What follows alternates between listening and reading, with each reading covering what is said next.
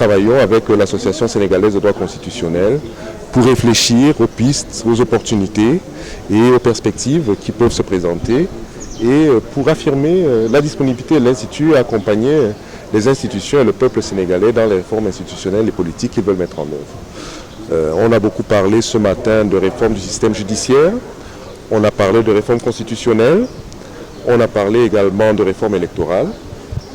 Nous sommes ouverts à accompagner le Sénégal et le peuple sénégalais, s'il le souhaite, avec une approche très particulière basée sur deux éléments, la neutralité et la non-prescriptivité. Nous accompagnons quand on nous appelle et selon ce qu'on nous demande de faire, nous n'imposons pas. Je crois qu'il y a dans les études récentes, notamment l'état global de la démocratie que l'Institut publie chaque année, vous pouvez voir qu'il y a deux grands enseignements qui sont tirés. Le premier, c'est qu'il y a une grande défiance par rapport au modèle démocratique dit libéral, notamment de la part de la jeunesse dans la plupart des pays africains.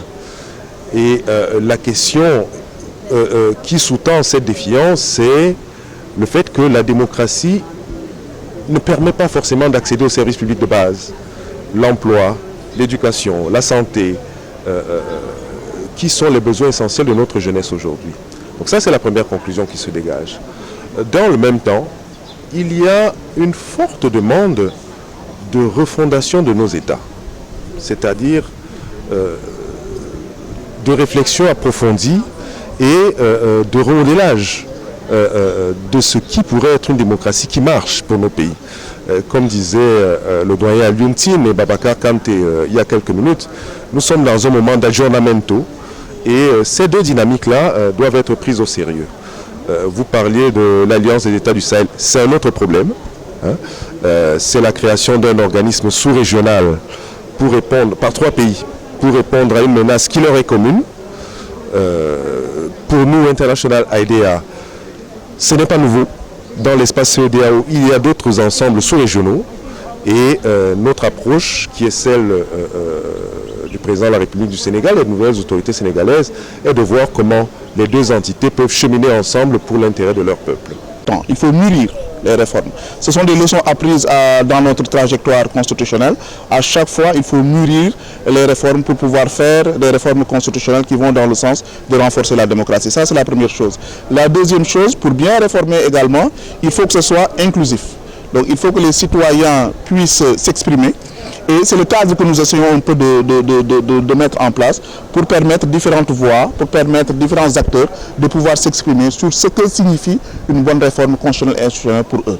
Donc voilà, c'est la raison pour laquelle nous avons tenu cette demi-journée de réflexion regroupant universitaires, membres de la société civile et même représentants de l'État. Plusieurs aspects. Il y a d'abord des réformes qui touchent un peu le volet institutionnel. Lors de ce qu'on peut appeler la crise préélectorale qui a eu lieu en 2024 et juste après l'élection du président Bassirou Diomaye Faye, on a vu parfois des silences de la Constitution sur, par exemple, le statut du président sortant. On a vu le président Macky Sall, après les élections, qui a pris des actes qui engagent l'État, des décrets de nomination. On se demande, est-ce que notre Constitution ne devait pas clarifier cela?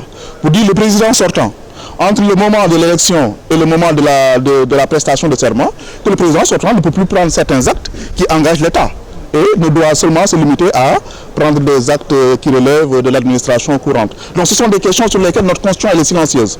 Le président nouvellement élu, avant sa prestation de serment, qu'est-ce qu'il peut faire? Est-ce qu'il a les pouvoirs constitutionnels en ce moment-là? Ce sont des éléments que la Constitution peut clarifier. Mais au-delà de ces aspects purement institutionnels, également le citoyen, la place du citoyen dans la Constitution. Nous avons une Constitution qui se focalise davantage sur les relations entre les pouvoirs, pour régler des problèmes entre les politiques et non pas véritablement pour les citoyens. Est-ce qu'aujourd'hui on ne devrait pas aller vers une constitution qui donne aux citoyens la possibilité par exemple de saisir le juge constitutionnel lorsque le citoyen considère qu'une loi votée par la majorité n'est pas conforme à la Constitution. Ce qui permettrait aux citoyens de jouer ce rôle d'être un contrôle, le contrôle citoyen, de permettre au contrôle citoyen d'être une réalité au Sénégal. Donc voilà un peu des pistes de réflexion sur les institutions, comment les réformer, sur le citoyen, comment lui donner une place importante dans notre Constitution. Voilà sur lesquelles nous essayons un peu de réfléchir et d'apporter des propositions. Oui, l'écriture d'un texte, je ne pense pas que ça pose problème particulièrement. Peut-être, il y a un aspect important et sur lequel l'Association sénégalaise du droit constitutionnel essaie de contribuer, c'est-à-dire que nos textes soient accessibles. C'est vrai, les juristes ont une manière d'écrire, les textes ont une manière d'être écrits, c'est ce qu'on appelle la légistique. Souvent, ce qui fait que les textes ne sont pas accessibles pour le citoyen lambda.